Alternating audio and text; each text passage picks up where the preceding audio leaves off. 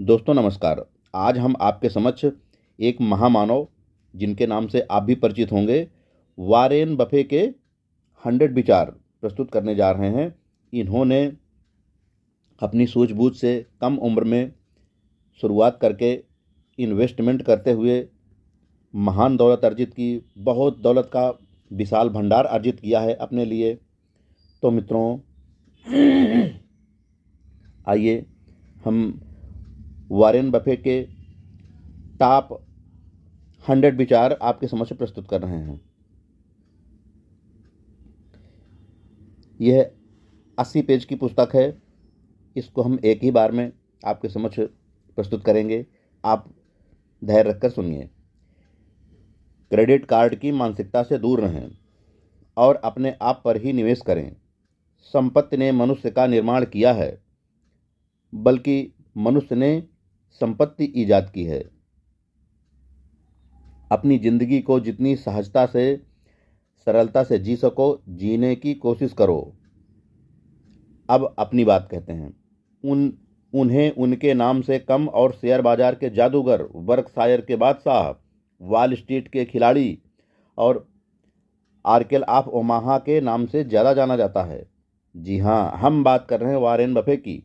एक सामान्य कद काठी और मजाकिया हाव भाव रखने वाले इस शख्स को देखकर कहीं से नहीं लगता कि यह दुनिया का तीसरा सबसे बड़ा और अमेरिका का दूसरा सर्वाधिक अमीर आदमी हो सकता है।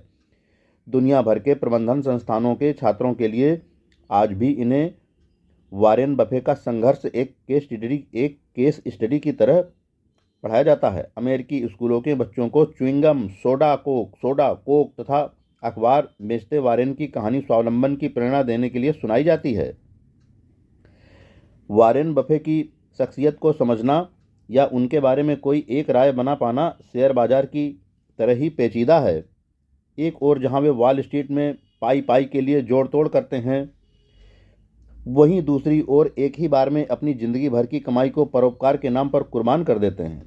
इस पुस्तक में उनकी संक्षिप्त जीवनी के साथ उनके समसामयिक कथन दिए गए हैं, जो उनके अनुभव के जीवंत साक्षात्कार हैं, जो संघर्ष, संयम, मितव्ययिता, परोपकार और अति दूरदृष्टि जैसे गुणों की सीख के साथ साथ सूझबूझ से धन कमाने की प्रेरणा और प्रोत्साहन देते हैं। दोस्तों, यह विचार इस पुस्तक के लेखक महेश शर्मा जी के थे। अब आइए बफेट साहब की संक्षिप्त जीवनी पढ़ते हैं। अमेरिका के वॉरेन बफे बिल गेट्स और कार्लोस स्लिम के बाद दुनिया के तीसरे सबसे बड़े रईस हैं, लेकिन बफे दुनिया के किसी भी रईस से हर मायने में अलग हैं। फोर्ब्स पत्रिका के मुताबिक वॉरेन के पास 52.4 अरब की संपत्ति है। अगर इसे भारतीय रुपयों में गिना जाए तो यह राशि 2620 अरब रुपए की होती है। अपनी संपत्ति का 80% एक पारमार्थिक संगठन को दान देकर बफे अमेरिकी इतिहास में इतनी बड़ी राशि दान करने वाले पहले व्यक्ति हो गए। अमेरिका के ओमाहा के नेब्रास्का में 30 अगस्त 1930 को जन्मे बफे के पिता शेयर बाजार में कारोबारी थे। उन्होंने 11 साल की उम्र में अपने पिता के साथ शेयर बाजार से अपने कारोबारी जीवन की शुरुआत की और अपने जेब खर्च का पैसा निकालने के लिए अखबार भी बेचे। इसके बाद अपनी कुशाग्र कारोबारी बुद्धि का भरपूर उपयोग करते हुए शेयरों में निवेश शुरू किया और खूब पैसा कमाया। बफे की जीवन शैली सरल है। वे आज भी उसी घर में रहते हैं जो उन्होंने 50 साल पहले खरीदा था। वे अपनी कार खुद चलाते हैं, न तो उनके पास कोई ड्राइवर है न कोई सुरक्षा गार्ड। वे कभी निजी विमान से यात्रा नहीं करते, जबकि वे दुनिया की सबसे बड़ी निजी विमान कंपनी के मालिक हैं। उनकी कंपनी बर्कशायर हैथवे के स्वामित्व में 63 कंपनियां हैं। वे अपने सभी सीईओ को साल में केवल एक बार पत्र लिखते हैं, जिसमें पूरे साल किए जाने वाले कामों के बारे में सुझाव भर देते हैं। वे कभी अपने अधिकारियों या कारोबारियों के साथ कोई बैठक नहीं करते। वे अपना समय कभी भी ऊंचे और रसूखदार लोगों की होने वाली पार्टियों में नहीं बिताते। वॉरेन के पास न तो अपना कोई निजी मोबाइल फ़ोन है, न कंप्यूटर, न लैपटॉप। खाली समय में वे तो अपने लिए पॉपकॉर्न बनाकर खाते हैं या टीवी देखते हैं। आरंभिक जीवन की उद्यमशीलता। बहुत छोटी उम्र में ही बफे व्यापार से आकर्षित हुए। किशोरावस्था में उन्होंने जेब खर्च के पैसों के लिए तरह तरह के पापड़ बेले, घर घर जाकर च्युइंगम, सोडा और पत्रिकाएं बेची, अपने दादा की किराने की दुकान पर काम किया, लोगों के घरों में अखबार पहुंचाए। उनकी कर्मशक्ति असाधारण थी। अपना पहला आयकर रिटर्न उन्होंने मात्र 14 साल की उम्र में भरा। इतना ही नहीं, उन्होंने अपने समाचार पत्र पहुंचाने के व्यापार में इस्तेमाल होने वाली साइकिल और घड़ी के लिए $35 की कर कटौती भी ली।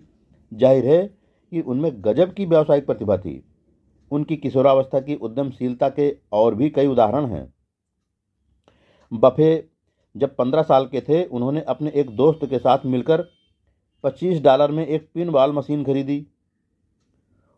उसे उन्होंने पड़ोस की नाई की एक दुकान में रख दिया। लड़के जब वहां बाल कटाने आते तो अपनी बारी का इंतजार करते, समय और थोड़े से पैसे देकर पिन बॉल खेलते। यह विचार बहुत सफल रहा। कुछ ही महीनों में उन दोनों ने कई पिनबॉल मशीनें खरीदकर उन्हें अलग अलग दुकानों पर रख दिया। बफे बड़े कुतूहली बालक थे। 11 साल की उम्र में वे न्यूयॉर्क स्टॉक एक्सचेंज गए। उन्होंने शेयर बाजार से कुछ शेयर भी खरीदे और अच्छी आमदनी की। अपने पिता और कुछ अन्य लोगों के साथ मिलकर उन्होंने एक छोटा फार्म खरीदा, जिसे उन्होंने एक किसान को काश्तकारी के लिए दे दिया। ऐसी छोटी छोटी पहलों के फलस्वरूप कॉलेज की पढ़ाई पूरी करने तक बफे $1 लाख की रकम जमा कर ली थी। उनकी महत्वाकांक्षा ने उन्हें अपने भविष्य का मार्ग प्रशस्त करने के लिए प्रेरित किया। हमें उनकी सोच में स्पष्टता और उद्यमशीलता के स्पष्ट लक्षण दिखाई देते हैं। अपने कार्य के प्रति उनमें नैतिकता और अपने लक्ष्य को पाने के लिए समर्पण था। इसकी तुलना हम ऐसे कर सकते हैं कि हम सुबह 6 बजे के व्यायाम और क्रिकेट खेलने जाने से पहले के काम से किस तरह करते हैं। बफे को नई नई चीज़ें आजमाने का शौक था। उन्हें फैसले लेने से जरा भी डर नहीं लगता था, ऐसे फैसले भी जो हमारे स्तर से भी ज़बरदस्त हों। उनमें गजब का आत्मविश्वास था। यह न केवल उनके नए जोखिम भरे कदमों में दिखता है, बल्कि दूसरों से अपने विचारों की चर्चा करने या उन्हें वे विचार बेचने की क्षमता में भी प्रकट होता है। आप कल्पना करें उस 15 वर्ष के किशोर की, जिसने अपनी पहली पिनबॉल मशीन खरीदने के लिए सैलून के मालिक को मना लिया। चार्ली मुंगेर, उनके साझीदार और बर्कशायर हैथवे के उपाध्यक्ष, लगभग 20 वर्षीय बफे के बारे में बताते हैं कि वे बातूनी ऊर्जा से भरपूर और जिज्ञासु थे। उनके इन्हीं गुणों ने दोनों को तुरंत एक दूसरे के निकट ला दिया।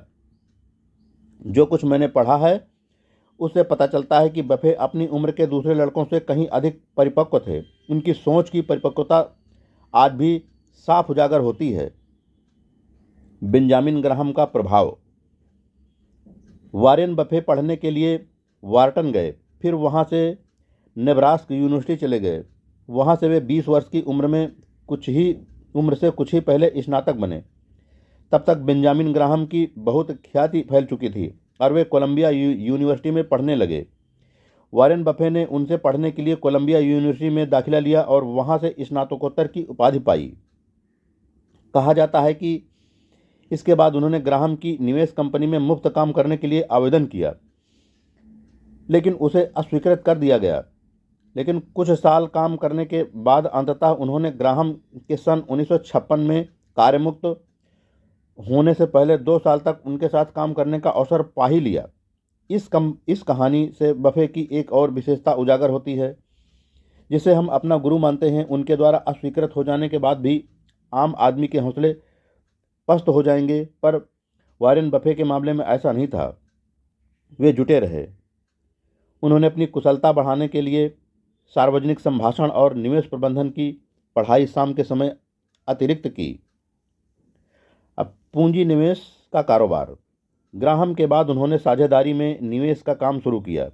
कंपनी का नाम बफे पार्टनरशिप रखा और वापस ओमाहा आ गए। उनका व्यापार खूब फला फूला। 5 साल के अंदर उन्होंने इसका विस्तार करके 7 साझेदारियां कर ली। वर्ष 1965 में वारेन बफे ने एक वस्त्र कंपनी बर्कशायर हैथवे के शेयर खरीदने शुरू कर दिए। उनके विचार में कंपनी के शेयर क्षमता से कम आके जा रहे थे। 1 साल के अंदर उन्होंने कंपनी पर अपने नियंत्रण लायक शेयर खरीद लिए थे। उनका तर्क एकदम सीधा था। बर्कशायर हैथवे का शेयर मूल्य उस समय $15 प्रति शेयर था, जबकि उसकी कार्यशील पूंजी $19 प्रति शेयर थी। इसके अलावा उनके पास वस्त्र उत्पादन के लिए संयंत्र और मशीनरी थी। इसका अर्थ यह था कि वे उसके ग्राहकों की बर्कशायर हैथवे के प्रति जितनी देनदारी थी, उसमें से हैथवे की उसकी आपूर्तिकर्ताओं के प्रति देनदारी घटा दें तो जो राशि बचती थी वह कंपनी के कुल मूल्य से अधिक थी। यानी कपड़ा मिल मुफ्त में मिल रही थी। कम मूल्यांकन वाली कंपनियों की खोज बेंजामिन ग्राहम की प्रमुख शिक्षाओं में एक थी और समय समय पर यह प्रकरण सामने आता था। बर्कशायर हैथवे उनका ऐसा पहला निवेश नहीं था, क्योंकि उन्हें उनकी मूल नियंत्रण वाली कंपनी बनना था। कालांतर में उसे बीमा, खुदरा व्यवसाय एवं अन्य कई व्यवसायों में अपना विस्तार करना था। उसे बाजार की अग्रणी कंपनियों, क्रेडिट रेटिंग कंपनी मूडीज, शीतल पेय company Coca Cola, credit card company American express और समाचार कंपनी वाशिंगटन पोस्ट आज के शेयर बड़े पैमाने पर खरीदने थे। वर्ष 2008 के आर्थिक संकट के बाद जनरल इलेक्ट्रिक और गोल्डमैन सैक्स सरीखी ब्लूचिप कंपनियों को करोड़ों डॉलर की आवश्यक पूंजी देने वाली कंपनी बनी। ऊंची परवाज। वॉरेन बफे की उन्नति बहुत सहज और नियमित थी। हालांकि उनका हर एक सौदा सफल नहीं रहा, पर उनकी दौलत निवेश बाजार के उतार चढ़ाव के साथ घटी बढ़ी नहीं। वर्ष 1962 तक वे $10 लाख से अधिक के मालिक बन चुके थे। सन 1979 तक उनकी निवल संपत्ति $60 करोड़ से अधिक हो गई थी। तब उनका नाम पहली बार फोर्ब्स पत्रिका की 400 धनवानों की सूची में आया था। वर्ष 1990 तक वे अरबपति बन चुके थे। सन 2008 में वे विश्व के सबसे धनी व्यक्ति बन गए और पिछले पूरे दशक में वे 10 शीर्ष धनवानों की सूची में आ गए। वर्ष 2010 में उनकी संपत्ति $45 अरब आंकी गई और वह फोर्ब्स की 400 धनवानों की सूची में दूसरे नंबर पर आ गए। उनके अपने शहर ओहामा की लोकप्रिय शेयर होल्डरों की वार्षिक मीटिंग में वर्ष 1981 में जहां कुल 12 शेयर धारक आए थे, वहीं वर्ष 2010 की मीटिंग में 35,000 शेयर धारक आए। इससे पता चलता है कि उनकी मान्यता कितनी बढ़ी। बर्कशायर हैथवे के डेविड गाट्समैन और फ्रैंकलिन ओटिस बूथ जैसे आरंभिक निवेशक सिर्फ इसलिए अरबपति बन गए क्योंकि उन्होंने वॉरेन बफे के बारे में शुरुआत में ही जान लिया था। एक और बात जिसे कम लोग जानते हैं वह यह है कि बिल गेट्स, जो वॉरेन बफे के साथ विश्व के सर्वाधिक धनी होने का स्थान कुछ एक वर्षों के अंतर से बांटते रहते हैं, उम्र में 25 वर्ष के अंतर के बावजूद बफे के करीबी दोस्त हैं। वे अब बर्कशायर हैथवे के दूसरे सबसे बड़े शेयर धारक हैं। महान चेता एक जैसी सोच रखते हैं। बर्कशायर हैथवे ने निरंतर बाजार को बड़े अंतर से पछाड़ा है। अगर आपने वर्ष 1964 में S&P इंडेक्स में $100 निवेश किया हो तो आज आपके पास $5,430 होते। वही राशि अगर आपने बर्कशायर में निवेश की होती तो आपके पास $4,34,000 से थोड़ा अधिक होता। इसलिए तो महान है वॉरेन बफे। एक और बात, यह तो खाता मूल्य आधारित संकुचित आंकड़े हैं, न कि बाजार मूल्य लाभ पर आधारित। बफे की राय में उपलब्धि को आंकने के लिए खाता मूल्य सर्वश्रेष्ठ पैमाना है, लेकिन अगर आप बाजार लाभ के आधार पर आकलन करें, जैसा सभी फंड और निवेश कंपनियां करती हैं, तो आपके $100 $8 लाख के समतुल्य बन गए होते। जो लोग बीच में ही छोड़ना चाहते हों, उनके लिए 5 सालों की अवधि में एक भी समय ऐसा नहीं आया जब बर्कशायर के खाता मूल्य लाभ S&P इंडेक्स से पीछे रहे हों। इसलिए बफे और भी बेहतर हैं। वैवाहिक व सामाजिक जीवन। वारेन लड़कियों से दूर भागते थे। शेयर और राजनीति की चर्चा के बाद उनके पास बातें करने के लिए कुछ रह ही नहीं जाता था। उन्हें किसी लड़की को बाहर घुमाने का प्रस्ताव देते हुए घबराहट होती थी। हाई स्कूल या कॉलेज में पढ़ते समय लड़कियों के साथ उनका मेलजोल कम ही रहता था। अक्सर मेलजोल का परिणाम उनके लिए सुखद नहीं रहा। आखिरकार सन 1950 की गर्मियों में उनके कैलिफोर्निया जाने से पहले उनकी बहन बर्टी ने उन्हें अपनी रूममेट सुसान थॉम्पसन से मिलवाया। वारेन जब सुसी से मिले तो मुग्ध हो उठे। हालांकि सुसी वारेन के प्रति आकर्षित नहीं हुई थी, वह किसी और से प्यार करती थी। सर्दियों में वारेन सुसान थॉम्पसन को पत्र लिखते रहते थे, मगर ऐसा करने से भी उनके सामाजिक मूल्य में कोई सुधार नहीं हो रहा था। वह पत्र लिखने के लिए प्रेरित नहीं कर रही थी, न ही उसने पत्र लिखने से साफ शब्दों में मना किया था। वारेन ने सोचा कि अगर सुसी के माता पिता से जान पहचान कर ली जाए तो सुसी तक पहुंचने में आसानी होगी। वारेन सुसी के माता पिता के साथ इवेंस्टन में एक फुटबॉल मैच देखने गए और फिर सुसी तथा उसके माता पिता के साथ डिनर के लिए गए। वारेन जितनी बार नेब्रास्का स्थित घर लौटते सुसान थॉम्पसन से अवश्य मिलते थे। हालांकि ऐसी मुलाकातें छोटी होती थी, उन्हें वह संभ्रांत, रोबदार और संवेदनशील लगती थी। सुसी मेरी तुलना में बहुत ज़्यादा परिपक्व थी, वारेन ने बाद में बताया। उनके मन में सुसान के प्रति आकर्षण बढ़ता जा रहा था। सुसान थॉम्पसन का परिवार बफे परिवार से अच्छी तरह परिचित था। वास्तव में सुसान के पिता विलियम थॉम्पसन ने ही उस समय हार्वर्ड बफे के चुनाव अभियान का प्रबंधन किया था, जिसमें उन्हें पराजय का सामना करना पड़ा था। जान पहचान होने के बावजूद दोनों परिवारों के बीच काफ़ी भिन्नताएं थीं। सुसान की माता डोरोथी थॉम्पसन एक मृदुभाषी, शालीन, उदार एवं विदुषी महिला थी, जो परिवार के लिए भरोसेमंद गृहिणी की भूमिका निभा रही थी। सुसान थॉम्पसन का दिल जीतने के लिए उसके साथ प्रभावशाली अंदाज में बातचीत करना भी जरूरी था। इस बात को वारेन अच्छी तरह जानते थे। सुसी के साथ बातचीत के दौरान पहले कई बार उनकी जुबान लड़खड़ा चुकी थी, मगर वे अपनी दक्षता को सुधारने के लिए कुछ भी करने को तैयार थे। सुसी भले ही उनके ढीले मोजे और सस्ती पोशाक को नज़रअंदाज कर देती थी, मगर बाकी चीज़ें भी उसे प्रभावित नहीं कर रही थी। वह एक सांसद के पुत्र थे, जिसे समाज में खास दर्जा दिया जाता था।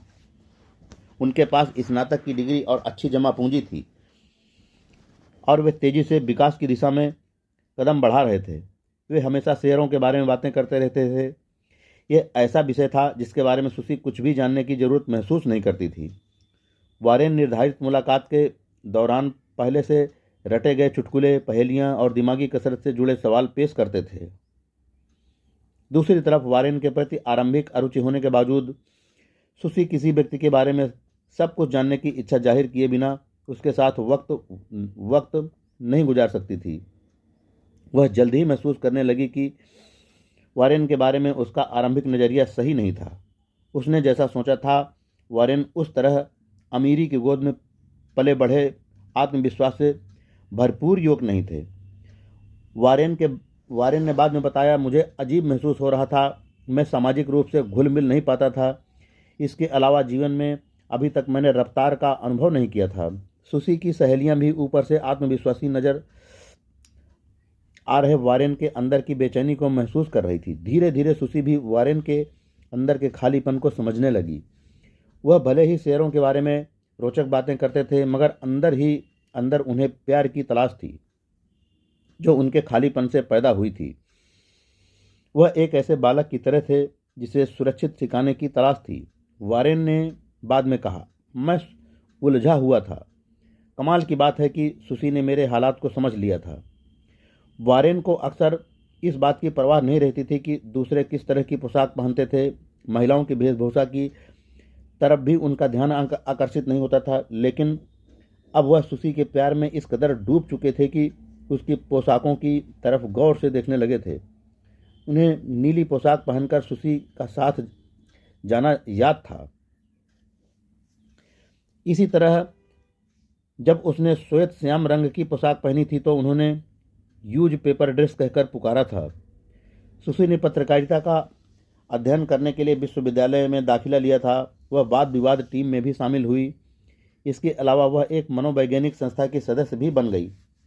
वारेन आगे बढ़ते जा रहे थे। उन्होंने पूरी तैयारी की थी, विवाह प्रस्ताव देने की जगह वह धीरे धीरे अंतरंगता बढ़ाने की कोशिश कर रहे थे। दूसरी तरफ सुशी समझ गई थी कि उसे पसंद किया जा चुका है, हालांकि वह निश्चिंत नहीं थी कि यह कैसे हुआ था। वारेन सुशी के पिता से आशीर्वाद लेने के लिए गए।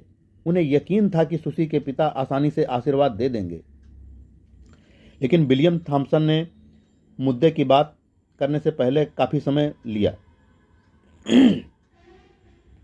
बफे ने सन 1952 में सुसान थॉम्सन से शादी की।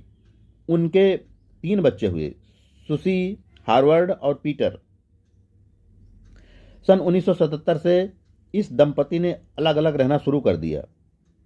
हालांकि जुलाई 2004 में सुसान की मौत तक वे शादीशुदा ही बने रहे। वर्ष 2006 में अपने 76वें जन्मदिन पर बफे ने 60 वर्षीय एस्ट्रिड मेंक्स से शादी कर ली, जो उनकी पत्नी के 1977 में सैन फ्रांसिस्को चले जाने के बाद से उनके साथ ही रह रही थी। दिलचस्प बात यह है कि उन दोनों की मुलाकात सुसान बफे ने ही कराई थी। Intelligent investor. बेंजामिन ग्राहम की पुस्तक का शीर्षक इंटेलिजेंट इन्वेस्टर, बुद्धिमान निवेशक, सटीक रूप से दर्शाता है कि युवा वारेन जीवन में क्या बनना चाहता था। वह अनवरत से निवेशकों के बारे में सोचता रहता था। लोग व्यापार के स्वामित्व के शेयर खरीदते थे और यह उम्मीद रखते थे कि इतना मुनाफा होगा कि उन्हें निवेश की गई राशि से अधिक राशि वापस मिलने लगेगी। वारेन को ग्राहम के बुनियादी परामर्श अच्छे लगते थे, जिनमें बताया गया था कि बुद्धिमान निवेशक जो वॉल स्ट्रीट के निवेशकों के रुझान का अनुसरण नहीं करना चाहिए। इसकी जगह ग्राहम ने अपनी पुस्तक में सलाह दी थी कि निवेशक को ऐसी कंपनियों के शेयरों में निवेश करना चाहिए जिन्हें उनके वास्तविक मूल्य से कम कीमत पर खरीदा जा सकता है। इस तरह की कंपनियों की तलाश करना ग्राहम के अनुसार आसान काम नहीं था। इसके लिए काफ़ी धैर्य की आवश्यकता थी। निवेशक को कंपनियों के प्रत्येक पहलू की ठीक से पड़ताल करने की जरूरत थी। कंपनी की परिसंपत्तियां, कंपनी की कमाई और भविष्य में उसकी अपेक्षाएं, इस तरह का विश्लेषण करने पर निवेशक कंपनी के शेयर का वास्तविक मूल्य पता कर सकता था, अर्थात ऐसा मूल्य जिसका शेयर बाजार में निर्धारित किए गए कंपनी के शेयर के मूल्य से कोई संबंध ना हो। ग्राहम का कहना था कि शेयर बाजार की कीमतें लोकप्रियता की प्रतियोगिता जैसी होती हैं। उन्हें देखकर अंदाजा लगाया जा सकता है कि निवेशक किसी भी कंपनी के प्रति भावनात्मक रूप से किस तरह की प्रतिक्रिया जाहिर कर रहे हैं। शेयर बाजार की कीमतें अक्सर अफवाहों व झूठे प्रचारों से प्रभावित होती हैं और उनका वास्तविक तथ्यों से कोई लेना देना नहीं होता। ऐसी कीमतों के आधार पर किसी भी कंपनी के शेयर के वास्तविक मूल्य का अंदाजा नहीं लगाया जा सकता। ग्राहम का निष्कर्ष था कि बुद्धिमान निवेशक को ऐसे समय में किसी भी कंपनी का शेयर खरीदना चाहिए जब उसका मूल्य वास्तविक मूल्य से नीचे हो। इसके बाद निवेशक को धीरज रखते हुए मूल्य के ऊपर चढ़ने का इंतजार करना चाहिए। यह तय है कि देर सवेर मूल्य ऊपर की तरफ चढ़ेगा ही। वारेन को इस पुस्तक को पढ़ने के बाद निवेश का असली मंत्र मिल गया था। उसे ग्राहम के बताए सूत्र बहुत अच्छे लगते थे। ओहामा में अपने पिता के कार्यालय में और वाटसन में पढ़ते समय फिलाडेल्फिया के शेयर ब्रोकर के कार्यालय में शेयर खरीदते समय वारेन इन्हीं सूत्रों को अपना रहा था। वह देखता था कि अफवाहों के आधार पर या अनुमान के आधार पर जो लोग शेयर खरीदते थे उन्हें हमेशा बाजार की अनिश्चितता का सामना करना पड़ता था।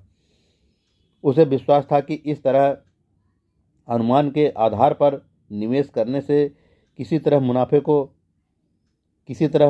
को अर्जित नहीं किया जा सकता था। इस विधि को वह पूरी तरह गलत मानता था। सितंबर 1950 में कोलंबिया में वारेन उन 20 छात्रों में एक था जो ग्राहम की कक्षा में पढ़ाई कर रहे थे। वह ग्राहम के अध्यापन के अंदाज से काफ़ी प्रभावित हुआ था।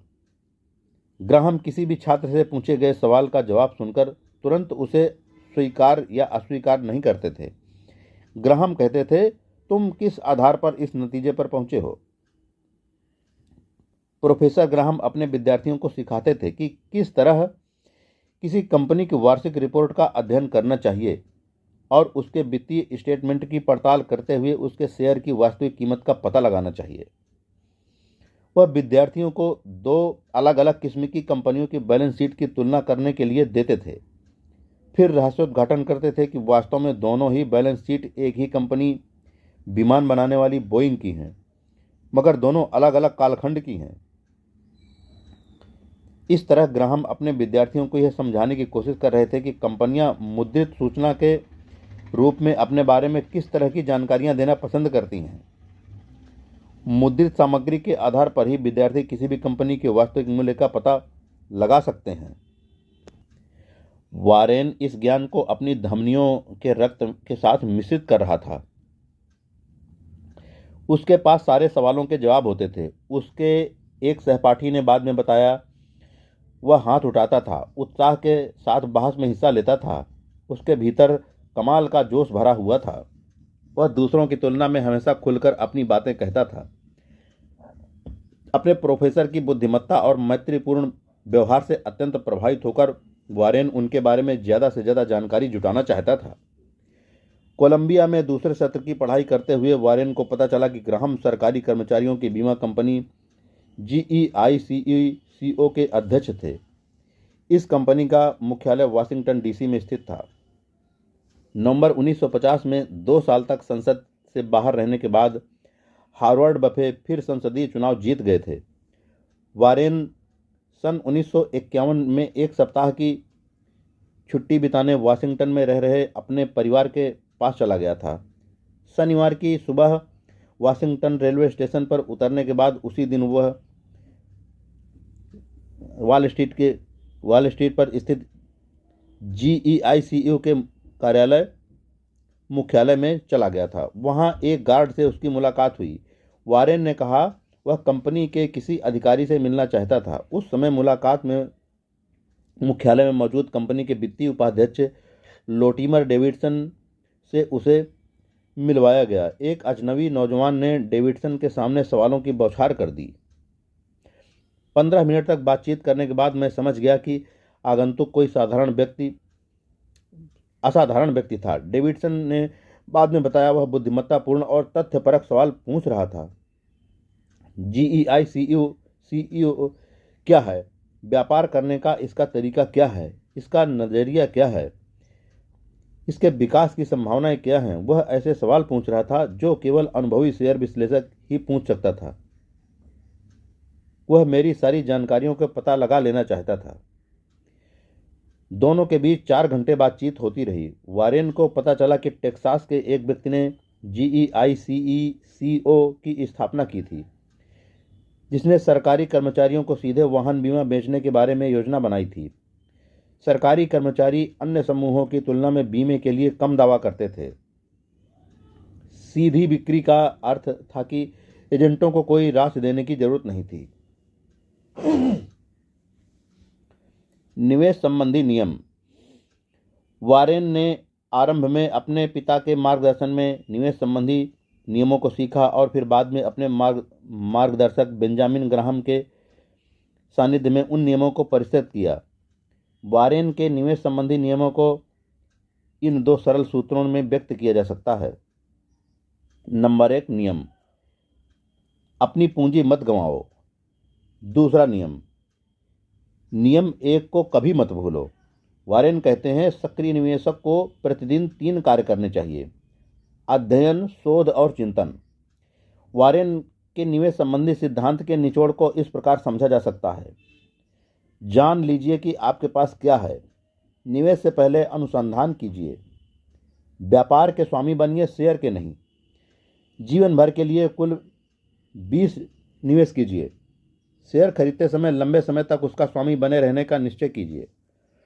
अगर आप किसी कंपनी को खरीदते हैं तो उस समय जिन बातों का आप ध्यान रखेंगे, उन्हीं बातों का ध्यान शेयर खरीदते समय भी रखना चाहिए। वारेन सिगार कस प्रणाली का इस्तेमाल करने के लिए करते थे, जिसके तहत वे पुरानी कंपनियों के शेयर खरीदते रहे थे। ऐसी कंपनी के पास उपार्जन के 1 या 2 कस बचे रहते थे। इसका एक प्रमुख उदाहरण बर्कशायर हैथवे टेक्सटाइल मिल रही थी, जिसकी उम्र 20 वर्ष या उससे भी कम बची हुई थी। सिगार कस प्रणाली से आगे बढ़कर वारेन उचित कीमत पर अत्यधिक मुनाफा देने वाली कंपनियों में निवेश करने लगे थे। इसका एक उदाहरण जिलेट कंपनी में किया गया निवेश उनका निवेश है। सन 1989 में वारेन ने इस कंपनी के शेयर $60 करोड़ में खरीदे। दुनिया की सबसे बड़ी रेजर ब्लेड कंपनी की कुल संपत्ति $3 अरब में वारेन की होल्डिंग कंपनी का 11% स्वामित्व है। खरीदारी के वक्त जिलेट के प्रति शेयर की कीमत $6.25 थी, जो 14 वर्षों में 12% रिटर्न देने लगा। वारेन मानते हैं कि हर रात दुनिया के 2.5 अरब लोगों की दाढ़ी बढ़ती है, तो अगली सुबह वे जिलेट से ही हजामत बनाते हैं। दुनिया के सेविंग बाजार के 70% हिस्से पर जिलेट का कब्जा है। वारेन नसीहत देते हैं कि हमेशा किसी अनूठे व्यापार या स्टॉक को कम कीमत पर खरीदने की कोशिश करनी चाहिए। वे खुद $1 की संपत्ति 50 सेंट में ही खरीदते रहे हैं। वारेन मानते हैं कि जीवन में 20 महत्वपूर्ण निवेश करने चाहिए। इस सिद्धांत को उनके गुरु प्रोफेसर बेंजामिन ग्राहम ने विकसित किया था। वारेन मानते हैं कि साख को बनाने में 20 साल का वक्त लग जाता है, मगर साख को मिटाने में पल भर का ही समय लगता है। निवेशक को सफलता हासिल करने के लिए अपनी साख बनानी चाहिए। महत्वपूर्ण सबक। वारेन बफे की कहानी धन या सफलता विषयक नहीं है, यह तो कर्म शक्ति, स्वभाव और सादगी से संबंधित है। उनकी सफलता तो उनके इन रत्न सरीखे गुणों के सह उत्पाद हैं। बफे स्पष्टता, महत्वाकांक्षी और समर्पण भाव वाले हैं। उनकी किशोरावस्था से ही ये गुण उनकी पहचान रहे हैं। हालांकि वे 84 वर्ष के हैं, लेकिन अब भी ऊर्जावान हैं और पूरा समय काम करते हैं। अब उनका कहना है कि वे हर रोज नाचते कूदते काम करते हैं और अपनी मृत्यु के 5 वर्ष बाद ही कार्यमुक्त होंगे। मुझे उनकी बात पर भरोसा है। अपनी सोच में वे एकदम स्वतंत्र हैं। वे अपने तर्क के अनुरूप आचरण करते हैं, भीड़ के अनुरूप नहीं। भली भांति अवसर का विश्लेषण करने के बाद जब करने की ठान लेते हैं तो फिर बड़ा दांव लगाने से डरते नहीं हैं। अवसर होने पर वे कुछ सप्ताहों में ही अरबों डॉलर का निवेश कर सकते हैं। अगर स्थिति ऐसी न हो तो वे वर्षों तक खाली बैठे रहेंगे और कोई निवेश नहीं करेंगे। बफे में जटिल मुद्दों को सरल करने और उनके अहम हिस्सों पर ध्यान केंद्रित करने की अद्भुत क्षमता है, इसीलिए वे बेहतर निर्णय ले पाते हैं। वह निर्णय भले ही चलन के मुताबिक न हो, पर समय की कसौटी पर खरा उतरता है। उनकी सादगी उनकी जीवन शैली और पसंद में झलकती है। वे अब भी सन 1957 में बनाए अपने घर में रहते हैं, अपना फोन स्वयं सुनते हैं तथा अपनी $1 लाख वार्षिक तनख्वाह में गुजारा करते हैं। वे कैडिलैक कार चलाते हैं और समय बचाने के लिए न्यूयॉर्क शहर के सबवे का प्रयोग भी कर लेते हैं। महत्वपूर्ण तिथियां। शिक्षा। Woodrow Wilson high school, Washington DC, 1947 में। पेंसिल्वेनिया विश्वविद्यालय का व्हार्टन स्कूल 1947 और 48 से किया। नेब्रास्का विश्वविद्यालय से बीए की डिग्री 1950 में ली। कोलंबिया विश्वविद्यालय से अर्थशास्त्र में एमएस की डिग्री 1951 में ली। अब रोजगार। बफे फाक एंड कंपनी, ओहामा में निवेश विक्रेता 1951 से 1954 तक। फिर ग्राहम न्यूमैन कॉरपोरेशन, न्यूयॉर्क में प्रतिभूति विश्लेषक 1954 से 1956 तक। फिर बफे पार्टनरशिप लिमिटेड, ओमाहा में साझीदार 1956 से 1969 तक। फिर बर्कशायर हैथवे के अध्यक्ष एवं सीईओ 1970 से आज तक। वर्ष 1943। 13 वर्ष की उम्र में वारेन ने अपनी पहली आयकर रिटर्न दाखिल की और अपनी साइकिल को $35 के व्यय के रूप में दर्ज कराया। वर्ष 1945। 15 वर्ष की उम्र में वारेन ने हाई स्कूल के अंतिम वर्ष में पढ़ते हुए अपने एक साथी के साथ इस्तेमाल की हुई एक पिनबॉल मशीन $25 में खरीदी और उसे नाई की एक दुकान में रखवा दिया। मात्र कुछ महीनों में उनके पास भिन्न भिन्न जगहों पर 3 मशीनें हो गई थी। वर्ष 1949 में 19 वर्षीय वारेन पेंसिल्वेनिया विश्वविद्यालय के वाटसन बिजनेस स्कूल में पढ़ रहे थे। उस समय उन्हें हल्का अल्फा सिग्मा की बिरादरी में जगह दी गई। इस बिरादरी में उनके पिता और चाचा भी शामिल थे। वर्ष 1950 वारेन ने हार्वर्ड बिजनेस स्कूल में प्रवेश लिया आवेदन किया, लेकिन उनके आवेदन को ठुकरा दिया गया। इसके बाद वारेन ने कोलंबिया बिजनेस स्कूल में दाखिला लिया, क्योंकि उन्हें पता था कि बेंजामिन ग्राहम और डेविड डोड जैसे प्रतिभूति विश्लेषक वहां अध्यापन कर रहे हैं। 1951 21 वर्षीय वारेन को पता चला कि ग्राहम बेंजामिन उस समय GEICO बीमा कंपनी के अध्यक्ष थे। एक शनिवार के दिन रेलगाड़ी पर सवार होकर वारेन वाशिंगटन पहुंचे। वे GEICO के मुख्यालय के दरवाजे को तब तक खटखटाते रहे जब तक उन्हें अंदर से आ जाने की आवाज़ नहीं दी गई। वहां उनकी मुलाकात कंपनी के उपाध्यक्ष लोटिमार डेविडसन से हुई, जिनका उन पर न सिर्फ गहरा प्रभाव पड़ा बल्कि दोनों अच्छे दोस्त भी बन गए। उन्होंने 4 घंटे तक बीमा कारोबार के बारे में बात की। डेविडसन ने बाद में याद करते हुए बताया कि केवल 15 मिनट की चर्चा के बाद ही वे समझ गए थे कि वारेन एक असाधारण व्यक्ति हैं। वर्ष 1952 22 वर्षीय वारेन ने सुसान थॉम्पसन से शादी की। वर्ष 1953 23 वर्षीय वारेन बड़ी संतान सुसान एकिन बफे के पिता बने। 1954 बेंजामिन ग्राहम ने $12,000 प्रतिवर्ष के प्रारंभिक वेतन पर 24 वर्षीय वारेन को अपनी साझेदारी कंपनी में एक नौकरी की पेशकश की। वहां उन्होंने वाल्टर स्लोस के साथ मिलकर काम किया।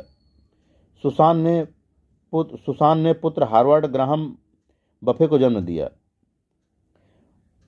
वर्ष 1956 बेंजामिन ग्राहम सेवानिवृत्त हो गए और उन्होंने अपनी साझेदारी को खत्म कर दिया। वारेन की निजी बचत अब $1,40,000 से अधिक हो गई। वारेन ओमाहा के अपने घर लौटे और बफे पार्टनरशिप के नाम से निवेश की साझेदारी कंपनी बनाई। वर्ष 1957 वारेन की 3 साझेदारियां पूरे वर्ष चलती रहती थी। 27 वर्षीय वारेन ने $31,500 में 5 शयन कक्ष वाला एक घर ओमाहा के फरनाम स्ट्रीट पर खरीदा। वर्ष 1958 सुसान ने तीसरी संतान पीटर एंड्रयू बफे को जन्म दिया। 28 वर्षीय वारेन की 5 साझेदारियां पूरे वर्ष चल रही थी। वर्ष 1959 29 वर्षीय वारेन की 6 साझेदारियां पूरे वर्ष चलती रही थी। वारेन की मुलाकात चार्ली मुंगेर से हुई। वर्ष 1960 30 वर्षीय वारेन की 7 साझेदारियां पूरे वर्ष चलती रही थी। 2 साझेदारियां थी Buffett associates, Buffett fund, Dacee, MD Glenoff, Mobuff और अंडरवुड। वर्ष 1961 सैनबोर्न मैप कंपनी में वारेन की हिस्सेदारी 35% से ज़्यादा हो गई और उन्हें बोर्ड में शामिल कर लिया गया। वर्ष 1962 32 वर्षीय वारेन करोड़पति बन चुके थे, क्योंकि जनवरी 1962 में उनकी साझेदारियों में $71,78,500 से अधिक थे और उनमें से $10,25,000 वारेन के थे। वारेन ने वस्त्र निर्माता कंपनी बर्कशायर हैथवे के शेयरों को खरीदना शुरू किया। वर्ष 1965 35 वर्षीय वारेन ने बर्कशायर हैथवे का नियंत्रण अपने हाथ में ले लिया और कंपनी को चलाने के लिए एक नए अध्यक्ष को नियुक्त किया। वर्ष 1966 वारेन ने निजी स्वामित्व वाले बाल्टीमोर के departmental store host child cone and company में निवेश किया। वर्ष 1969 अपने सफलतम वर्ष के पश्चात वारेन ने साझेदारी खत्म कर संपत्ति अपने साझेदारों को हस्तांतरित कर दी। दी गई संपत्ति में बर्कशायर हैथवे के शेयर भी शामिल थे। वर्ष 1970 बर्कशायर हैथवे के चेयरमैन की हैसियत से शेयरधारकों के नाम विश्व प्रसिद्ध पत्रों को लिखना शुरू किया। वर्ष 1973 वारेन ने वाशिंगटन पोस्ट कंपनी के शेयरों की खरीदारी शुरू की। कंपनी की मालकिन कैथरीन ग्राहम से वारेन की घनिष्ठ मित्रता हो गई और वारेन निवेशकों के बोर्ड में शामिल हो गए। वर्ष 1974 SEC ने वारेन और बर्कशायर द्वारा किए गए विलय की औपचारिक जांच की शुरुआत की। वर्ष 1977 बर्कशायर ने परोक्ष रूप से बफेलो इवनिंग न्यूज़ को $325 में खरीद लिया। बर्कशायर ABC के शेयर खरीदने लगा जब शेयर का भाव $290 था। वारेन की जमा पूंजी $14 करोड़ थी। हालांकि वे केवल $50,000 प्रतिवर्ष के अपने वेतन पर रहते थे। बर्कशायर ने वर्ष की शुरुआत $775 प्रति शेयर से की और अंत $1310 पर था। वारेन की जमा पूंजी $62 करोड़ हो गई। फोर्ब्स पत्रिका में पहली बार उनका नाम दुनिया के सर्वाधिक अमीर व्यक्तियों की सूची में दर्ज किया गया। वर्ष 1988 वारेन ने कोका कोला कंपनी के स्टॉक खरीदने शुरू किए। उन्होंने कंपनी की लगभग 7% हिस्सेदारी $1.02 में खरीद ली। वर्ष 1999 में कार्सन ग्रुप के एक सर्वेक्षण में वारेन को 20वीं सदी का सबसे बड़ा पूंजी प्रबंधक कहा गया। इस सूची में उनके बाद पीटर लिंच और सर जॉन टेम्पल्टन के नाम शामिल किए गए। वर्ष 2002 वारेन ने $11 अरब मूल्य के फॉरवर्ड कॉन्ट्रैक्ट में अन्य मुद्राओं की तुलना में अमेरिकी डॉलर प्रदान करने के लिए प्रवेश किया। 4 वर्षों में इन कॉन्ट्रैक्टों पर उनका मुनाफा $2 अरब से ज़्यादा का था। वर्ष 2004 वारेन की पत्नी सुसान का निधन। वर्ष 2006 75 वर्षीय वारेन ने जून में घोषणा की कि वे धीरे धीरे बर्कशायर में अपनी हिस्सेदारी का 85% 5 परोपकारी संस्थाओं को शेयरों के वार्षिक तोहफों के रूप में जुलाई 2006 से देना शुरू करेंगे। सबसे बड़ा दान bill and Melinda Gates foundation को दिया जाएगा। वर्ष 2007 वारेन ने अपने शेयरधारकों के नाम लिखे पत्र में घोषणा की कि वे एक युवा उत्तराधिकारी की तलाश में हैं जो उनके निवेश के व्यवसाय को चला सके। वर्ष 2008 फोर्ब्स पत्रिका ने वारेन को दुनिया का सबसे अमीर व्यक्ति घोषित किया। इससे पहले लगातार 13 वर्षों तक दुनिया के सबसे अमीर व्यक्ति की उपाधि बिल गेट्स के पास थी।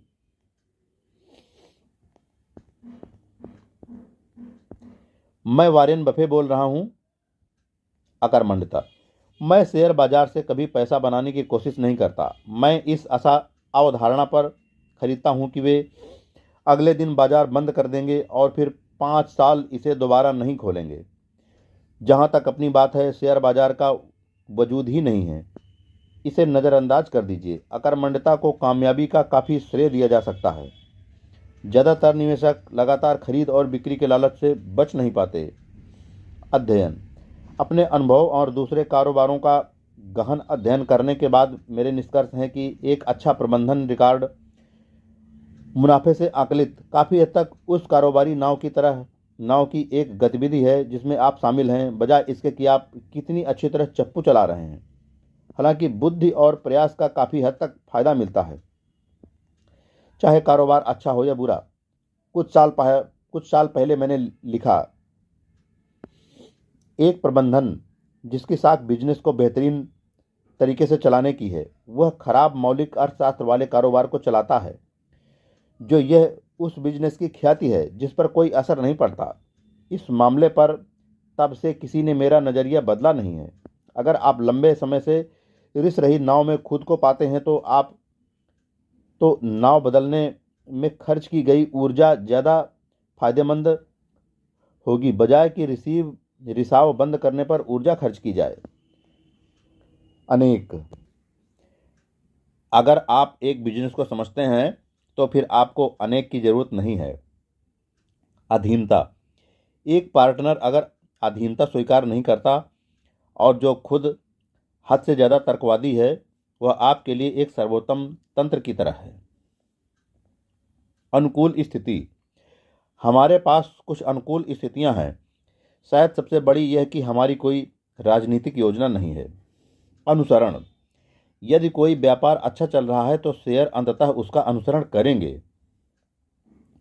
ग्राहम का अनुसरण करो और तुम गलती में शामिल होने की बजाय उससे फ़ायदा उठाओगे।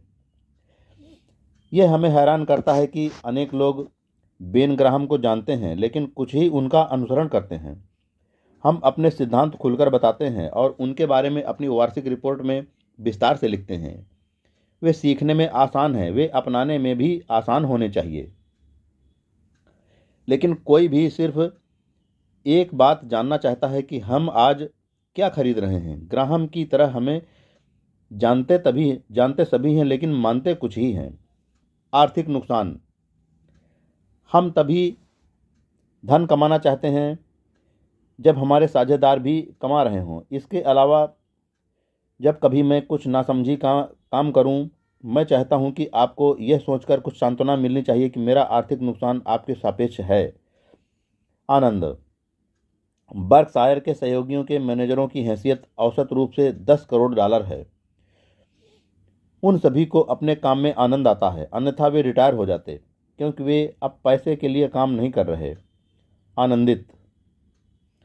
अगर हमें कुछ भी पैसा न मिले तो भी मैं और चार्ली अपनी मज़ेदार नौकरी से बहुत आनंदित रहेंगे। उम्मीद। मेरा काम है कि मैं 15-20 मैनेजरों के ग्रुप को जो वे कर रहे हैं उसे लेकर जोश में बनाए रखूं, क्योंकि उनमें से ज़्यादातर अपनी उम्मीद से काफ़ी धनवान हो चुके हैं। और मूल्य। जब हम अपने किसी व्यापार में और मूल्य जोड़ने का प्रयास करते हो तो अक्सर असफल रहते हैं। उतार चढ़ाव। स्टॉक मार्केट पर उतार और चढ़ाव से डरो मत, खरीदो और बेचो भी मत। इन चीज़ों में मत फंसो, रोज़ अखबार भी मत पढ़ो। लाभ। अगर आप सोचते हैं कि आपका लाभ संभावनाओं पर भारित है, आपके नुकसान से कहीं ज़्यादा है और तुलनात्मक रूप से भारित है, तो आप जानबूझकर एक जोखिम भरा निवेश कर रहे हैं। नियंत्रित। अगर आप अपनी भावनाओं को नियंत्रित नहीं कर सकते तो पैसे को भी नहीं कर पाएंगे। कमान। अगर आपने मुझे $10 करोड़ दिए और कहा कि सॉफ्ट ड्रिंक कोका कोला की कमान पूरी दुनिया में संभाल लो, तो मैं आपको ये वापस दे दूंगा और कहूँगा कि मैं ऐसा नहीं कर पाऊंगा। कंपनी।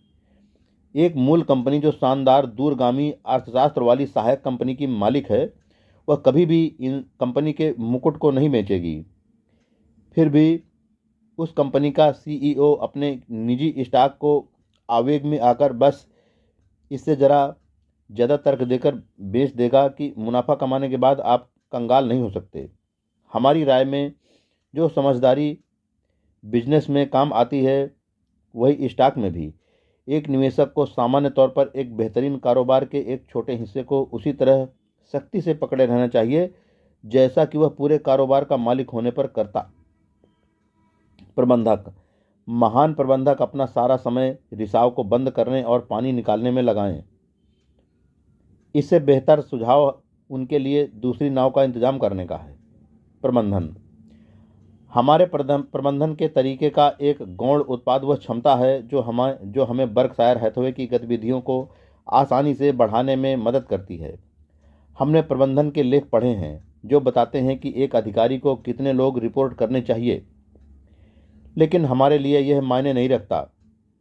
जब आपके पास एक उच्च कोटि के क्षमतावान मैनेजर हैं जो बिजनेस चलाने को लेकर गंभीर हैं, तो आप दर्जन या उससे ज़्यादा लोग उनके अधीन रख सकते हैं और इसके बावजूद वे दोपहर में झपकी लेने का समय भी निकाल सकते हैं। इसके विपरीत, अगर आपके अधीन सिर्फ एक व्यक्ति भी है जो धोखेबाज, अयोग्य और उदासीन है, तो आपके पास इतनी मुश्किलें होंगी कि आप उन्हें सुलझा नहीं पाएंगे। चार्ली और मैंने तब तक इससे दोगुने प्रबंधकों के साथ काम किया था जितना कि हम अब कर रहे हैं, जब तक कि उनमें मौजूदा लोगों के मुकाबले विशिष्टताएं थी। ज़्यादातर व्यावसायिक पैसों का प्रबंधन करने वालों के सामने अपने कूल्हे हिलाओ सिंड्रोम जैसा संकट होता है। एक अनुभवी और धैर्यवान व्यक्तिगत निवेशक अनंत काल तक अपनी पसंदीदा पिच का इंतजार कर सकता है। अगर पूरा बाजार उफान पर है, ये बहुत ज़्यादा आशावादी है, तो ये आपको डरा देगा। आप कुछ समय के लिए यूरोप या मैक्सिको जा सकते हैं तब तक सब कुछ अपनी हद में आ जाएगा। एक उस्ताद निवेश सूची का प्रबंधक, जिससे लगातार कुछ न कुछ करने की उम्मीद की जाती है, वह एक खतरनाक हीटर की तरह उलझन में होता है, जो मैदान में उतरता है और देखता है कि पिचर ने उसे मैदान के बाहर भेजने का फैसला कर लिया है। सारी पिचें पहुंच से बाहर होती हैं या करीब करीब बाहर होती हैं। बैटर जानता है कि सबसे अच्छा उपाय है बाहर चले जाना, लेकिन हजारों फैन जो कुछ होते देखना चाहते हैं वे चिल्लाते हैं, अपने कूल्हे हिलाओ, वे निराश ना हों। इसलिए मैं बैटर सोचता है कि उसे एक कट लेना है और बिना वजह एक कटआउट जोखिम में डाल देता है। स्वभाव स्वभाव ऐसी चीज़ है जो स्मार्ट लोगों को ठीक से काम नहीं करने देता। उसका स्वभाव शायद मुझसे अलग नहीं है। हम दोनों तर्कसंगत बातें करते हैं, जबकि भावनाएं हमारी बुद्धि के रास्ते में नहीं आती। पूंजी हमारी पूंजी का अभी पूरी तरह इस्तेमाल नहीं हो रहा है। इस स्थिति में होना कष्टदायी है, लेकिन उतना कष्टदायी भी नहीं है जितना कोई बेवकूफ़ी करना होता है। निवेश कोरिया में तब निवेश करना जब अमेरिकी डॉलर की कीमत ज़्यादा थी और कोरियाई कंपनियां सस्ती। वे बुनियादी सुविधाएं, बुनियादी वस्तुएं जैसे स्टील, सीमेंट, आटा और बिजली उत्पादित करते हैं, जिन्हें लोग 10 वर्षों में खरीदेंगे। उनकी कोरिया के बाजार में बड़ी हिस्सेदारी है, जिसमें बदलाव नहीं आने वाला। इस आटा कंपनी की नकद में कीमत इसकी बाजार में कीमत से कहीं ज़्यादा है और यह कमाई से 3 गुना ज़्यादा बिक्री करती है। निवेश करते समय बस इसका ख्याल रखना है कि आप अच्छे समय में अच्छे स्टॉक खरीदें और उन्हें तब तक अपने साथ रखें जब तक कि वे कंपनियां अच्छी हैं। कमज़ोर और असुरक्षा वाले कारोबार अच्छा निवेश नहीं करते। निवेशक मूल्य निवेशक वे निवेशक होते हैं जो दिमागी तौर पर कारोबार खरीदते हैं, स्टॉक नहीं, लेकिन सभी इसकी वास्तविक कीमत और बाजार की कीमत के बीच के फर्क का फायदा उठाते हैं। मैं एक बेहतर निवेशक हूं क्योंकि मैं एक बिजनेसमैन हूं और एक बेहतर बिजनेसमैन हूं क्योंकि मैं एक निवेशक हूं। मूल्यांकन मुनाफे पर इससे पहले कि यह निर्णय लिया जाए कि नकद को इस तरह इस्तेमाल करना है, यह जरूरी है कि अफवाह की बजाय जानकारी पर आधारित 4 सहज ज्ञान के प्रश्नों का मूल्यांकन किया जाए। घटना की संभावना, जितने समय तक फंड लगा रहेगा, अवसर पर होने वाला खर्च, और यह नकारात्मक पहलू कि अगर घटना हुई ही नहीं तो क्या होगा। सबसे बूढ़ा, यह पूछे जाने पर कि अमेरिका के सबसे अमीर व्यक्ति बनने के बाद उनका अगला लक्ष्य क्या है, यह तो एकदम आसान है, अमेरिका का सबसे बूढ़ा व्यक्ति बनना। जोखिम प्रबंधन जोखिम प्रबंधन पर उतना ही वक्त लगना चाहिए जितना कैटरीना तूफान से पहले न्यू ऑरलियंस के बांध को सुधारने और टिकाऊ बनाने में लगा। स्टॉक कुछ समय बाद सिर्फ कुछ कंपनियां ही रह जाएंगी, वे उस स्तर की होंगी। तो आप जब भी देखें कि कोई उस स्तर की कंपनी है तो आपको उसके स्टॉक तर्कसंगत संख्या में खरीद लेने चाहिए। आपको अपने दिशा निर्देशों से भटकने के लालच से बचना होगा। अगर आप एक स्टॉक 10 वर्षों के लिए खरीदना चाहते हैं तो उन्हें 10 मिनट के लिए खरीदने की बात सोचिए भी मत। धन मुझे स्वतंत्र बना सका। इसके बाद मैं ज़िंदगी में जो करना चाहता था वह किया, और जो सबसे बड़ी चीज़ मैं करना चाहता था कि खुद अपने लिए काम करना चाहता था। मैं नहीं चाहता था कि दूसरे मुझे निर्देश दें। मैं हर दिन जो काम करना चाहता हूँ वह करूँ। यह विचार मेरे लिए महत्वपूर्ण था। कारोबार उचित मूल्य का एक शानदार कारोबार शानदार कीमत के उचित कारोबार से कहीं अच्छा है। निवेश के बड़े मौके तब आते हैं जब बेहतरीन कंपनियां असामान्य परिस्थितियों से घिर जाती हैं, जिनसे स्टॉक का आकलन गलत हो जाता है। व्यवसाय दुनिया में कई लोगों ने अपनी किस्मत की बुलंदियों को सिर्फ एक शानदार व्यवसाय का मालिक बनकर छुआ है। अगर आपको व्यवसाय की समझ है तो आपको कई व्यवसाय खरीदने की जरूरत नहीं है। आप केवल शेयर के बारे में ही जानकारी को नहीं देखें, बल्कि उससे जुड़े व्यवसाय को भी देखें। अगर आप एकल रूप में देखें तो किसी शेयर का मूल्यांकन नहीं कर सकते, लेकिन वह समग्र रूप से जिस व्यवसाय का प्रतिनिधित्व करता है आप उसका मूल्यांकन कर सकते हैं। तो किसी शेयर का भी अधिक सरलता से मूल्यांकन कर सकते हैं। उसके बाद आप व्यापार के कुल मूल्य को कंपनी द्वारा जारी कुल शेयरों की संख्या से भाग देकर सरलता से हर शेयर का मूल्य निकाल सकते हैं। प्रतिशत। मैं 5% कमाने वाला $10 करोड़ के बिजनेस की बजाय 15% कमाने वाला $1 करोड़ का बिजनेस करना पसंद करूंगा। सबक। एक व्यक्ति जो बिल्ली को पूंछ से पकड़कर घर ले जाता है वह ऐसा सबक सीखता है जो उसे कोई और सिखा नहीं सकता। सर्वेक्षण। कोई भी जनमत सर्वेक्षण मौलिक विचारों की जगह नहीं ले सकता। स्टॉक। एक स्टॉक यह नहीं जानता कि आप उसके मालिक हैं। मुनाफा। एक स्टॉक आपको एक कारोबार का अधिकारी बना देता है और स्टॉक का आंतरिक मूल्य कुछ ऐसा था जिसका आपने आकलन कर लिया था, लेकिन मुनाफे की सुरक्षा न हो तो आप रात को चैन से सो नहीं सकते। काम। हमेशा वह काम करो जिसे तुम चाहते हो। भय। अमेरिकी एक भय के चक्र में फंसे हैं जिससे लोग खर्च नहीं करना चाहते और न ही निवेश करना चाहते हैं। इससे भय और बढ़ जाता है।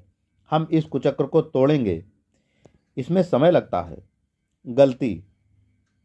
एक निवेशक को सिर्फ कुछ चीज़ें सही करनी पड़ती हैं जब तक कि वह कोई बड़ी गलती नहीं कर बैठता। कीमत। और उसके बाद मैंने अपनी रणनीति में संशोधन किया और अच्छी कीमत पर सही कारोबार खरीदने के बजाय सही कीमत पर अच्छा कारोबार खरीदने की कोशिश की। ब्रिज। कोई भी व्यक्ति जो ब्रिज खेलना शुरू नहीं करता वह एक बड़ी गलती कर रहा है। रेस। जैसा कि इंडियानापोलिस 500 जीतने वालों ने कहा, रेस में पहले नंबर पर आने के लिए आपको पहले रेस खत्म करनी होगी। विलय। बर्कशायर हैथवे में हमने विलय और खरीदने के कई अवसरों को अस्वीकृत कर दिया जिनसे चालू और छोटे दौर की कमाई कई गुना बढ़ सकती थी, लेकिन उससे प्रति शेयर का आंतरिक मूल्य कम हो जाता। इसकी बजाय हमारा नज़रिया वायने गेट्स की मशवरे पर चलने का रहा है कि वहाँ जाओ जहाँ शैतान जाने वाला है, न कि जहाँ वो पहले से है। कामयाबी। जब आप मेरी उम्र के हो जाएंगे तब सही मायने में जीवन में अपनी कामयाबी का अंदाज़ा इस बात से लगाएंगे कि जितने लोगों को आप चाहते थे कि वे आपसे प्यार करें उनमें से कितने आपको वास्तव में प्यार करते हैं। मैं ऐसे लोगों को जानता हूं जिनके पास बहुत पैसा है, वे प्रशंसा पत्र वाले रात्रि भोज भी करते हैं और अपने नाम पर अस्पताल में बिंग भी बनवा लेते हैं, किंतु सत्य यह है कि दुनिया में कोई भी उनसे प्यार नहीं करता। अगर आप जीवन में मेरी उम्र के हो जाएंगे और आपके बारे में कोई अच्छा नहीं सोचेगा तो मैं इसकी परवाह नहीं करता कि आपके अकाउंट में कितने पैसे हैं। आपका जीवन बर्बाद है। यह वह अंतिम परीक्षा है जो तय करती है कि आपने अपना जीवन कैसे जिया है। प्यार के साथ मुश्किल यह है कि आप इसे खरीद नहीं सकते। आप सेक्स खरीद सकते हैं, आप प्रशंसा पत्र वाले रात्रि भोज खरीद सकते हैं, आप वे पर्चे खरीद सकते हैं जो बताते हैं कि आप कितने अच्छे हैं, लेकिन प्यार पाने का एक ही तरीका है कि आप प्यार पाने योग्य बने। अगर आपके पास बहुत पैसा है तो यह परेशान करने वाला होता है। आप यह सोचने लगेंगे कि मैं एक चेक काट दूं जिससे मैं लाखों डॉलर प्यार खरीद लूँगा, लेकिन यह उस तरीके से काम नहीं करता। आप जितना प्यार देंगे उतना ही पाएंगे।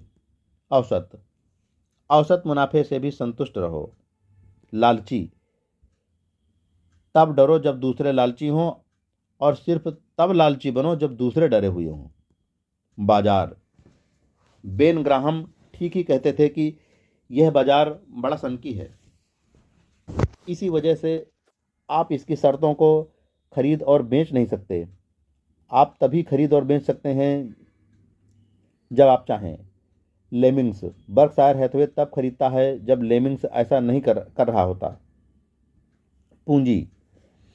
बर्कशायर हैथवे के पास दो कम खर्च वाले गैर खतरनाक स्रोत हैं पैसा इकट्ठा करने के, जिनसे हम सुरक्षित तरीके से कहीं ज़्यादा संपत्ति खरीद पाते हैं जितना कि हमारी शेयर पूंजी भी इजाज़त नहीं देती। अस्थाई टैक्स और हमारी पूंजी। अस्थाई टैक्स और अस्थाई पूंजी दूसरों के कोष जो हमारे बीमा कारोबार के पास होते हैं, क्योंकि इसे घाटे की रकम चुकाने से पहले प्रीमियम मिल जाते हैं। ये दोनों ही फंडिंग के स्रोत तेज़ी से बढ़ रहे हैं। और अब कुल मिलाकर 12 अरब डॉलर के करीब हैं। इससे भी बेहतर है कि ये फंडिंग तब तक मुफ्त है, अस्थायी टैक्स दायित्व पर कोई ब्याज नहीं लगता, और जब तक हम अपने बीमा कारोबार में जोखिम का अंकन करते हैं, जो हम औसत रूप से अपने 29 साल के बिजनेस में करते रहे हैं। इस प्रकार इकट्ठा हुई अस्थायी पूंजी का खर्च शून्य होता है। इसमें से कोई भी शेयर नहीं है, ये वास्तविक दायित्व हैं। लेकिन यह बिना किसी निबंध के या बिना तय तारीख वाले दायित्व हैं। इनका असर यह है कि ये हमें कर्ज का फायदा देते हैं, एक क्षमता जिसमें ज़्यादा संपत्ति हमारे लिए काम करती है, लेकिन हम पर अपनी किसी खामी का बोझ नहीं डालती। सावधान, ग्रीक के असर वाले फार्मूले से सावधान। बिलियन। बफे की एक बार ऑफिस जाते समय एक लिफ्ट से 1 सेंट उठाते देखा गया है, और तब अचंभित लोगों से उन्होंने कहा, यह अगले बिलियन की शुरुआत है। बुद्धिमान। जैसा कि वॉल स्ट्रीट में अक्सर होता है, बुद्धिमान जिससे शुरुआत करते हैं, मूर्ख उसे अंत में करते हैं। रिसर्च। हर बार पर्ल मीटर एक स्टॉक इस वजह से खरीदता है क्योंकि वह जितना चुकाता है उससे ज़्यादा पैसा उसे बदले में मिलता है। सिर्फ यही चीज़ वह सोचता है। वह तिमाही नतीजों के अनुमानों को नहीं देखता, वह अगले साल के नतीजों को नहीं देखता, वह यह नहीं सोचता कि आज हफ्ते का कौन सा दिन है, वह इसकी परवाह नहीं करता कि कहीं से आई निवेश की रिसर्च क्या कहती है। वह कीमत की गति, प्रबलता या किसी में भी दिलचस्पी नहीं लेता। वह साधारण रूप से पूछता है कि बिजनेस का मूल्य क्या है। जमीन पर चलना। क्या आप किसी मछली को यह समझा सकते हैं कि ज़मीन पर चलना कैसा होता है? ज़मीन पर एक दिन उसके बारे में 1000 साल तक बात करने के बराबर है, और एक दिन बिजनेस करने का मूल्य भी इसी के बराबर है। अनमोल। संकट में नकद और साहस का मेल अनमोल होता है। बोझ। आदतों की बेड़ियां तब तक एकदम हल्की होती हैं जब तक कि उनका बोझ इतना न बढ़ जाए कि उन्हें तोड़ना पड़े।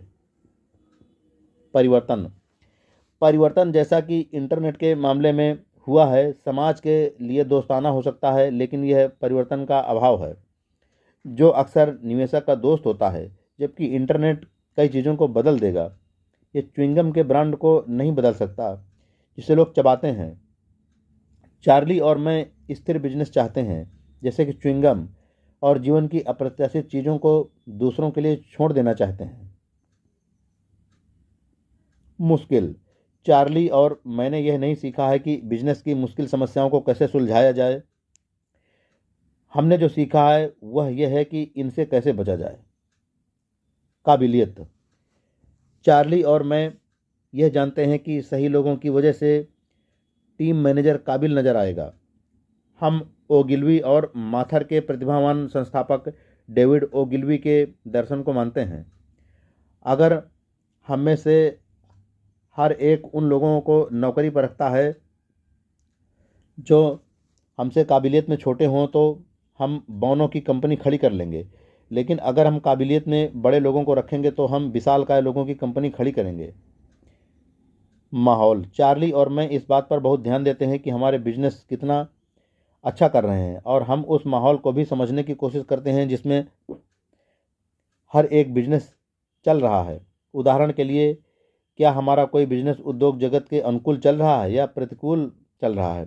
चार्ली और मैं यह जानना चाहते हैं कि कैसी स्थिति चल रही है, और हम अपनी उम्मीदों को उसके मुताबिक ढालते हैं। व्यक्तित्व। चार्ली और मुझे वर्ष 1959 में डेविस परिवार ने मौका दिया था। हम दो अलग अलग व्यक्तित्व थे जो प्रभुत्व की ओर प्रवृत्त थे, फिर भी तब से अब तक हम दोनों में कभी बहस नहीं हुई। विश्लेषण। चार्ली किसी भी समझौते का विश्लेषण और मूल्यांकन दुनिया में किसी भी व्यक्ति के मुकाबले ज़्यादा तेजी से और सटीक ढंग से कर सकता है। उसे कोई भी ताज़ा कमजोरी 60 सेकंड में नजर आ जाती है। वह एक आदर्श साथी है। क्षमता।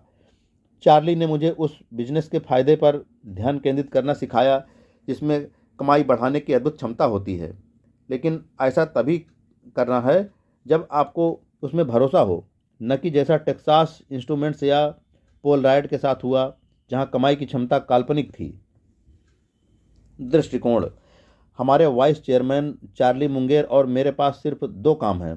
पहला यह है कि हम अपने अलग अलग कारोबार के लिए बेहतरीन मैनेजर को चुनें और रखें। दूसरा है पूंजी का आवंटन। यह इतना मुश्किल नहीं रहा। सामान्यतया जिन कंपनियों को हमने खरीदा उनके मैनेजर साथ आ गए, जिन्होंने अपने पूरे करियर में अपनी प्रतिभा का प्रदर्शन विभिन्न कारोबारी हालात से निपटने के लिए किया। हमसे मिलने से पहले ही वे प्रबंधन के क्षेत्र में के सितारे थे और हमारा योगदान यह रहा है कि हम उनके रास्ते में नहीं आए। यह दृष्टिकोण मौलिक है। अगर मेरा काम गोल्फ टीम को मैनेज करना है और अगर जैक निकोलस या आर्नल्ड पामर मेरे लिए खेलने को राजी होते हैं तो मैं उनमें से किसी को यह निर्देश नहीं देता कि वे स्विंग कैसे करें। बर्दाश्त। चार्ली कहता है, जैसे जैसे आप बूढ़े होते जाते हैं आप अपने पुराने दोस्तों को ज़्यादा से ज़्यादा बर्दाश्त करते हैं और नए दोस्तों को कम से कम। दिशा। चार्ली ने मुझे उस दिशा में बढ़ाया जहां न सिर्फ सस्ते दाम पर खरीदने की बात थी, जैसा कि बेन ग्राहम ने मुझे सिखाया था। मेरे ऊपर यह उनका वास्तविक प्रभाव था। ग्राहम के सीमित दृष्टिकोण से मुझे डिगाने के लिए एक शक्तिशाली बल की जरूरत पड़ी। यह शक्ति चार्ली के दिमाग की थी। उसने नजरिए को विस्तार दिया।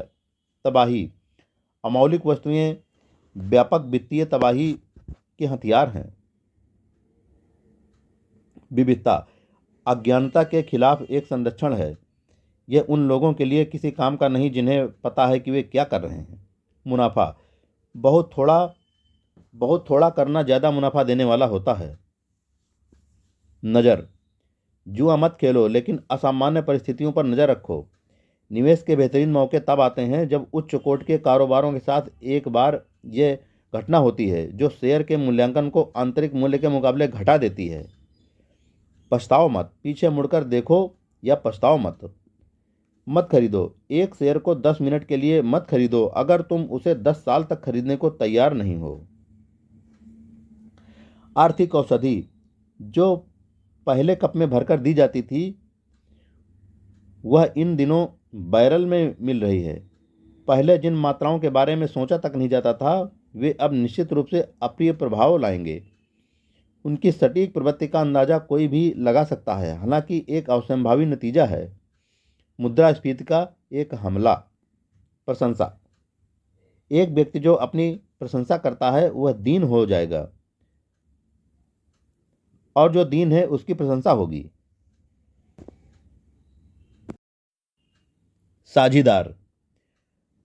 पहला, प्रत्येक जोड़ी अपने भागों के योग से ज़्यादा मजबूत होती है क्योंकि हर साझीदार दूसरे को समझता है, भरोसा करता है और उसकी प्रशंसा करता है। दूसरा, दोनों प्रबंधकों की टीम काबिल लोगों को अच्छा वेतन देती है लेकिन ज़रूरत से ज़्यादा लोगों को रखने से बचती है।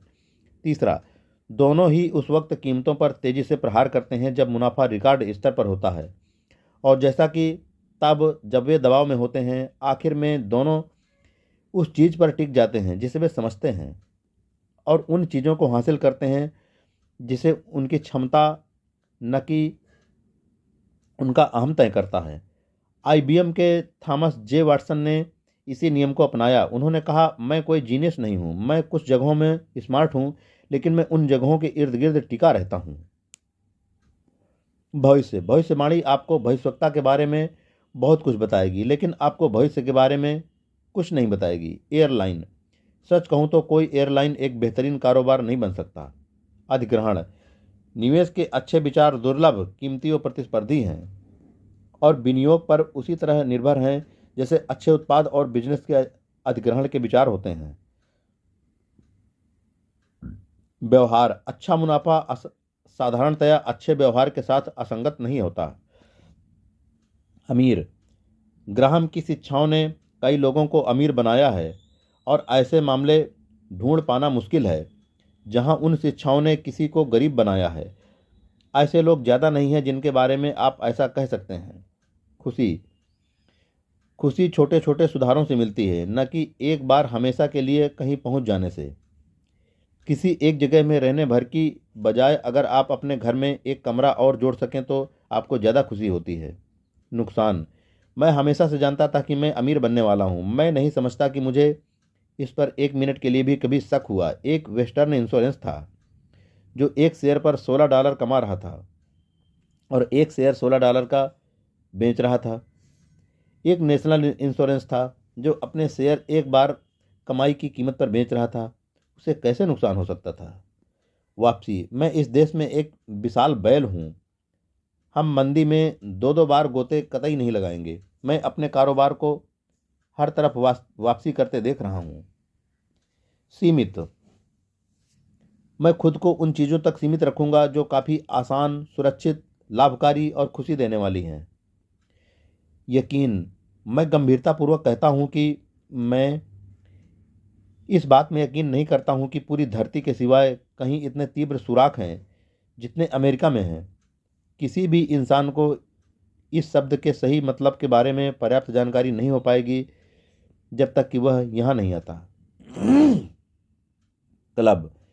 मैंने ओमाहा क्लब में दोपहर का खाना खाया, वही जो शहर के व्यावसायिक इलाके का क्लब है। मैंने गौर किया कि वहाँ एक भी यहूदी नहीं था। मुझे बताया गया कि उनके अपने क्लब हैं। अब ये जो यहूदी परिवार हैं उन्होंने समुदाय के लिए हमेशा योगदान दिया है। उन्होंने ओमाहा के निर्माण में किसी दूसरे की तरह ही मदद की है और फिर भी वे उस क्लब में शामिल नहीं हो सकते जिसे जॉन जोन्स, एक मध्यम स्तर का यूनियन पैसिफिक कर्मचारी, यहाँ ट्रांसफ़र होते ही ज्वाइन करता है। यह अनुचित है, इसलिए मैंने यहूदियों के क्लब को ज्वाइन किया। मुझे 4 महीने लगे। वे थोड़ा टाल मटोल और उलझन में थे और मुझे उन्हें समझाना पड़ा। फिर मैं ओमाहा क्लब वापस गया और उन्हें बताया कि यहूदियों का क्लब अब सिर्फ यहूदियों के लिए नहीं रह गया है। मैंने यहूदी क्लब के 2 या 3 सदस्यों को ओमाहा क्लब में आवेदन करवाया। अब हमने उन संबंधों को तोड़ दिया है। सूट। मैं महंगे सूट खरीदता हूँ, मुझ पर वे सस्ते ही दिखते हैं। कल्पना। मैं जीवन में ऐसी किसी चीज़ की कल्पना नहीं कर सकता जो मेरे पास नहीं है। कल्याण। मैं आपके वित्तीय कल्याण को एक टिकट देकर सुधार सकता हूँ जिसमें 20 खंड होंगे ताकि आप 20 बार कोशिश कर सको। इनमें हर महीने का निवेश होगा जो आप जीवन में कर सकते हैं और एक बार आपने कार्ड पंच कर दिया, आप और कोई भी निवेश नहीं कर पाएंगे। इस नियम के तहत आप सावधानी से सोचेंगे कि आपने क्या किया है और आप फिर वही करेंगे जिसके बारे में पूरा सोच विचार कर लिया है। इससे आप कई गुना बेहतर कर सकते हैं। तौल। मैं अपने जीवन को कमाए गए पैसों से नहीं तौलता। दूसरे करते होंगे लेकिन मैं बिल्कुल नहीं करता। पार। मैं 7 फीट की पट्टियों को पार करने की कोशिश नहीं करता। मैं सिर्फ 1 फुट की पट्टी ढूंढता हूँ जिन्हें पार कर सकूँ। भविष्यवाणी। मैं कभी ऐसे व्यक्ति से नहीं मिला जो शेयर बाजार की भविष्यवाणी कर सके। पथभ्रष्ट। मैंने 35 साल से मूल्य निवेश किया है लेकिन आज तक इसकी प्रवृत्ति नहीं देखी है। ऐसा लगता है जैसे कुछ पथभ्रष्ट मानवीय प्रवृत्तियां हैं जो आसान से मुश्किल बना देना चाहती हैं। आमदनी। मैं बस इतना सोचता हूँ, जब हमें और देश को ज़्यादा आमदनी की ज़रूरत होती है हम सिर्फ जीडीपी के 15% की गणना करते हैं। मेरा मतलब है कि जब एक देश को ज़्यादा आमदनी चाहिए तो उसे उन लोगों को लेना चाहिए जिनके पास दौलत है। सीख। मैंने सीखा है कि उन लोगों के साथ रहने से फ़ायदा होता है जो आपसे बेहतर हैं, क्योंकि तब आप थोड़ा ऊपर की ओर जाएंगे। और अगर आप उन लोगों के साथ रहेंगे जो आपसे भी खराब व्यवहार करते हैं तो आप जल्दी ही नीचे चलते चले जाएंगे। ये ऐसा ही होता है। पसंद। मैं ऐसा बिजनेस पसंद करता हूँ जिन्हें मैं जानता हूँ कि वे 5 या 10 या 20 साल में कहाँ पहुँच जाएंगे। मैं जानता हूँ कि कोक कहाँ पहुँचने वाला है।